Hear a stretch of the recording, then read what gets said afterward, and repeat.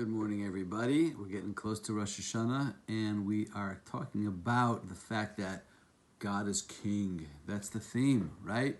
That's the theme of Rosh Hashanah, Hashem Melech. On Rosh Hashanah, we crown God as our King. And what does that mean? So we're talking about how that plays into the second of the 6 constant mitzvot, which is to have no other gods.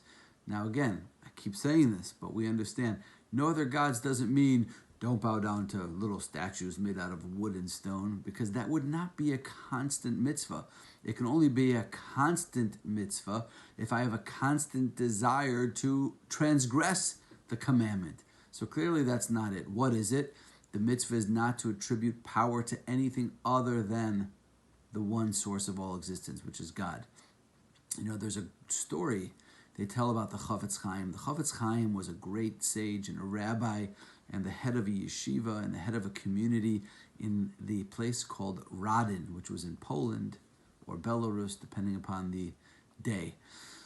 Anyway, there was a man in Radin who did something which was unthinkable. A Jewish guy in Radin who did something that at that time was unheard of. He kept his shop, his store open on Shabbos.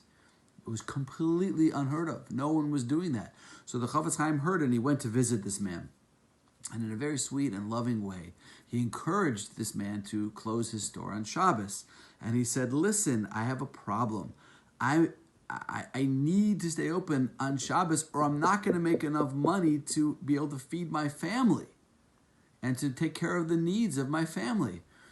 So the Chafetz Chaim said to him, listen, close your store on Shabbos, and I promise you that you will make more money this year than you did last year.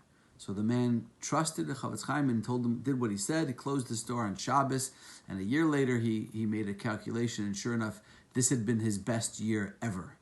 So what does that mean?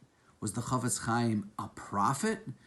And the answer to that is no, not at all. A simple, logical equation, which is, as we were talking about yesterday, God runs the world. God is in charge of results. We put in our effort, God is in charge of the results.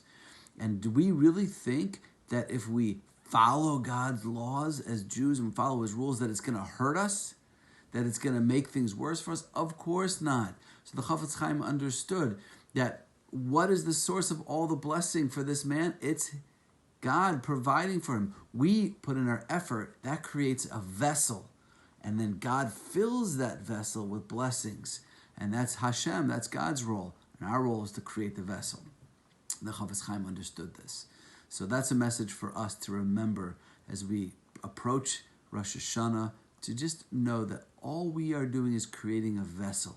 And please God, God willing, God will go ahead and fill up that vessel with all the blessings and all the wonderful things that we dream for and yearn for ourselves, for our families, our communities, and all of Klal Yisrael and the whole world. Have a great day, everybody.